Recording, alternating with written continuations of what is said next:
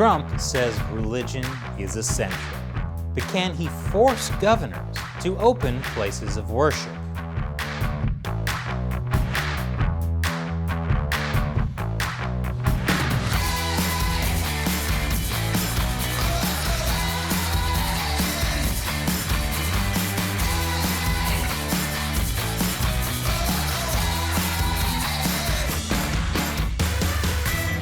This is America Uncovered. I'm Chris Chappell. Is religion essential in the coronavirus? According to President Trump, you bet. As you know, a lot of the United States is under lockdown because of the coronavirus. Some places, like grocery stores, have been labeled essential, and they're allowed to remain open. So are places like Target that sell some groceries, but mostly they sell other stuff. But by and large, places of worship have been forced to close. And for many religious believers, this is a problem. They argue, if abortion clinics and liquor stores have been deemed essential, why not church? And now, President Trump is backing this view, saying the lockdown of places of worship is a violation of religious freedom. And of course, a big part of religious freedom is being able to choose not to go to church. But let me just tell you, when you're stuck in a sand trap, you will be praying. Yes, President Trump has declared churches essential, and he's demanding governors allow them to reopen. And there's a reason. As the AP reports, white evangelical Christians have been among the president's most loyal supporters, and the White House has been careful to attend to their concerns throughout the crisis.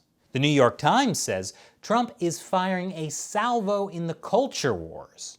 The article begins with, President Trump may not consider church essential to his personal life, but it may be to his political future.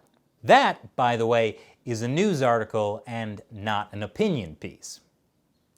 But, so clearly, Trump is calling for churches to open for political purposes. After all, white Christians are... What's that, Shelley? What do you mean, listen to what Trump actually said? Today I'm identifying houses of worship, churches, synagogue,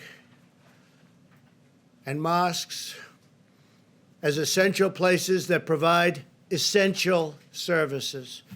Oh, it's not just churches, but also synagogues and mosques. Well, that would make headlines like this look a little different, and this one too. And poor Chicago Mayor Lori Lightfoot, her quote would sound a lot worse if she had said, reopening synagogues is dangerous and foolish. Amazing what changing a single word can do. Following Trump's announcement, the CDC has released new guidelines on how places of worship can begin to reopen. It includes things like ensuring social distancing, not sharing prayer books, and wearing face masks. Already, more than half the states allow places of worship to operate in at least some capacity. In Pennsylvania, they were never closed to begin with. But how places of worship should be handled in a global pandemic has become a hot-button issue throughout the coronavirus lockdown. And there's a reason for that. Religion, faith, and spirituality are fundamental rights in this country, something people have fought and died to be able to practice freely. At the same time, churches have been a vector for infection.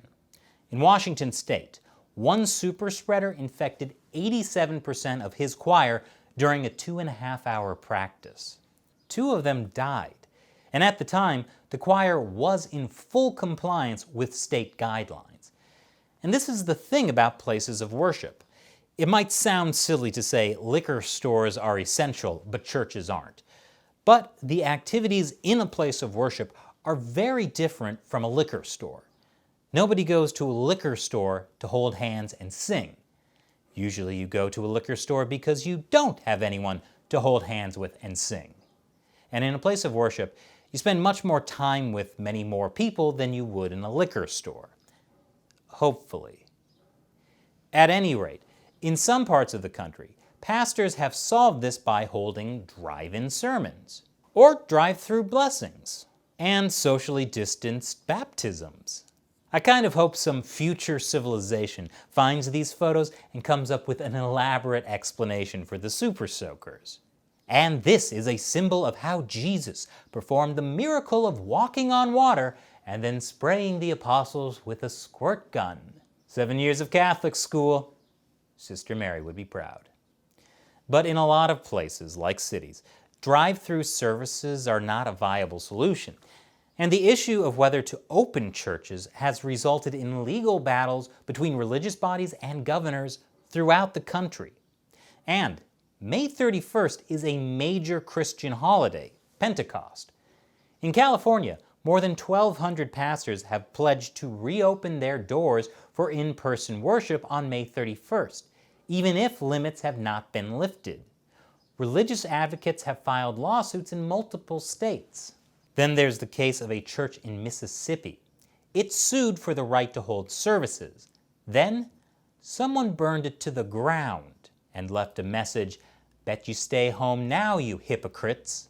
Which just goes to show, spelling is not a necessary skill for an arsonist.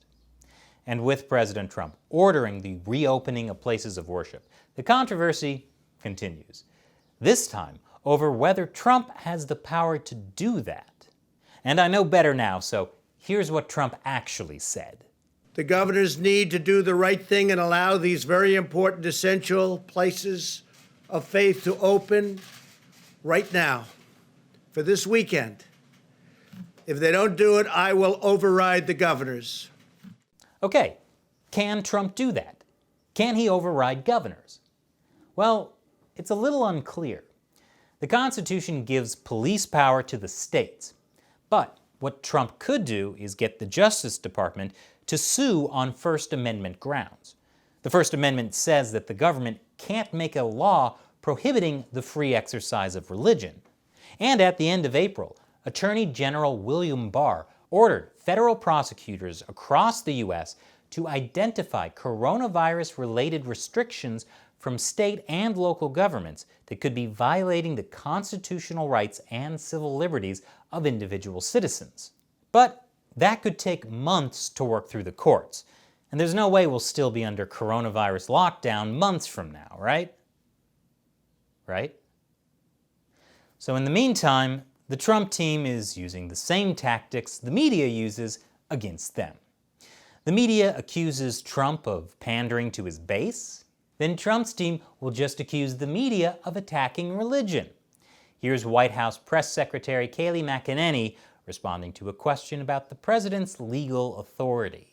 What specific provision of federal law allows the president to override a governor's The president will strongly encourage every governor to allow their churches to reopen. And boy, it's interesting to be in a room that desperately wants to seem to see these churches and houses of worship stay closed. So with the media and the Trump administration constantly fighting, while the rest of us deal with a pandemic, I gotta say, I don't think we have a prayer. Speaking of, YouTube has been unsubscribing people from the show again. Make sure you're still subscribed. And check back every Tuesday and Thursday for new episodes. And since YouTube has also been constantly demonetizing us, if you can, consider supporting America Uncovered on the crowdfunding website Patreon. Go to patreon.com/America Uncovered. Once again, I'm Chris Chappell. Thanks for watching America Uncovered.